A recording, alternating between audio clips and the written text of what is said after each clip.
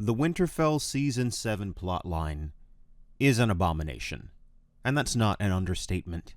What was Littlefinger's endgame exactly? This is the guy that was supposed to be some grand Machiavellian schemer who was going to be the arbiter of chaos and climb the ladder while the rest of them scrambled, confused, and afraid. Nope. Ugh, Winterfell Season 7. Why? How did this happen? It's not even so bad it's good. It's just boring and cringy. Where do I even start? So I already pointed out that Jon is an idiot, stirring up the Northern Lords and whatnot. You can check out that video to hear me talk about his incompetence. But just because I think Jon is an idiot does not mean that I like or support Sansa. It's not that I don't agree with what she's doing. I think she actually does a pretty decent job this season. The problem is, I totally don't buy it. How did Sansa get this competent? That scene after Jon leaves when she's walking around Winterfell pointing things out. Shouldn't there be leather on those breastplates? Oh please, as if freaking Sansa would notice that while no one else did. Yeah, whatever. Whatever though, it's not that big of a deal. Maybe Sansa picked up some smarts along the way, who knows. Sansa, surprisingly, is the least annoying part of this entire plot line. Holy fuck. It's time to talk about the Lord of Cringe herself. Arya Batman Stark. What an unstable lunatic. How anyone can be on Arya's side this season is totally beyond me. She's freaking crazy. She carries faces around in a bag. Sansa's face. She's like, what the actual fuck? Like, whose idea was this? Who thought this was a good idea? This is so cartoonish, so cringy. Arya is doing her best Hannibal Lecter impression. These are my faces.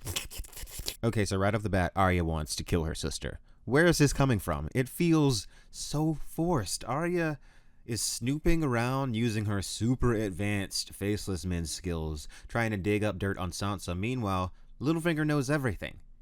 You ever wonder why there is a discrepancy between Sansa and Arya trying to kill each other and them teaming up against Littlefinger? Because the showrunners would rather show you a disjointed plot line than unveil their original intended plan.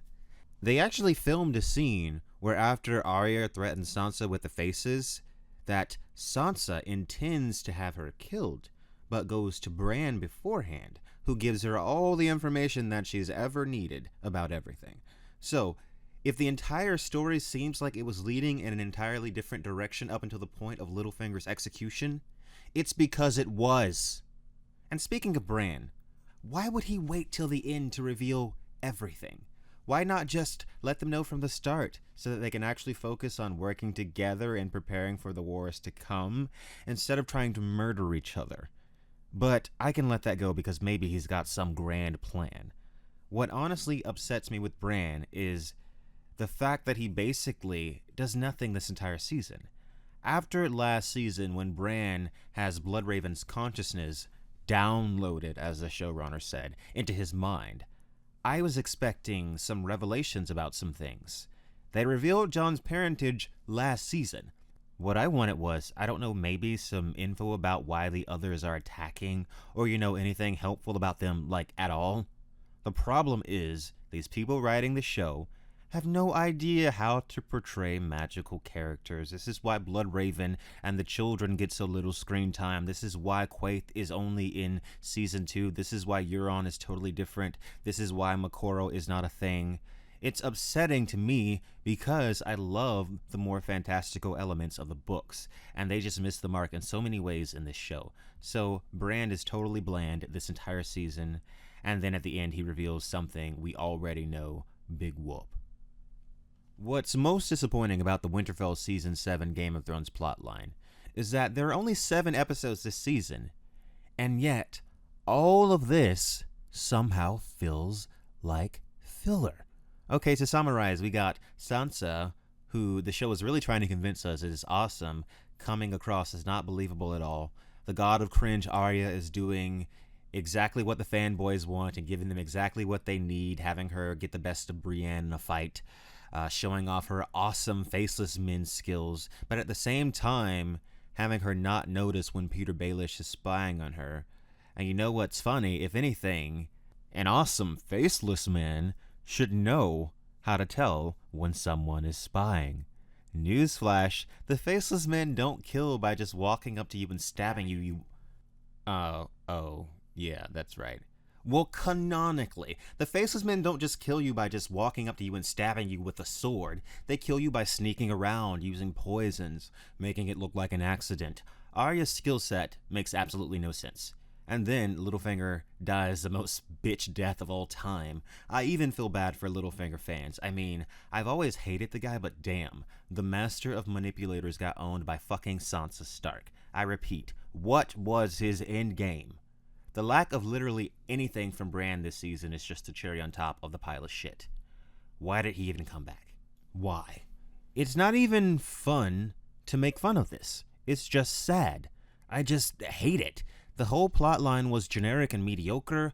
I watched season 7 on Blu-ray recently, and I kid you not, it's like they just said, let's make sure the dragons and the White Walkers look good, but fuck the storyline. Oh, and let's just have Jon and Dany hook up, but fuck literally everything else. They did not give a flying fuck about the Winterfell plotline. And why should they? They know that all they have to do is give Arya a superhero moment, and the fanboys are just gonna eat it up.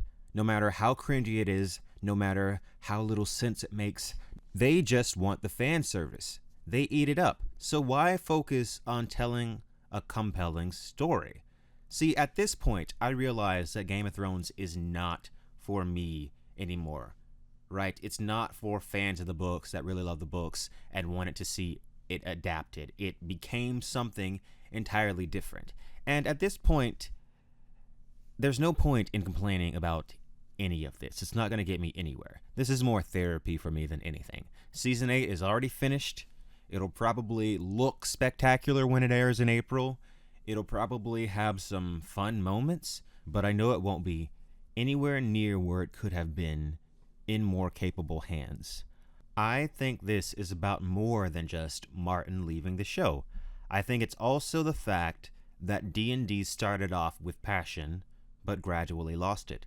This show didn't have to end at season 8. All of the once child actors are adults now anyway. What harm could a few more years do? It's ending because David Benioff and Dan Weiss don't want to do it anymore. But at the same time, they were unwilling to pass the torch. As the result, we got several seasons of meh, ultimately culminating in the supreme meh that was the Game of Thrones Season 7 Winterfell plotline. Because guess what, guys? You don't have to be George R.R. Martin to tell a good story. You want to change stuff? Fine. Make it good. Make it make sense. You know what you actually need to tell a good story? You have to care. And you have to respect the intelligence of your audience. Not cater to the masses. The masses have no idea what's good. 99% of people are sheep, and that is a fact.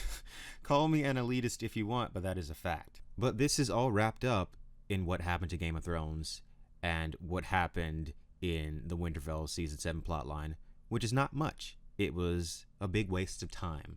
The good news is, however, apparently as we speak, at this very moment, George R. R. Martin is locked away in a remote cabin, finishing The Winds of Winter. Right like the wind, George, we need you. We need you bad, man. Thank you guys for watching.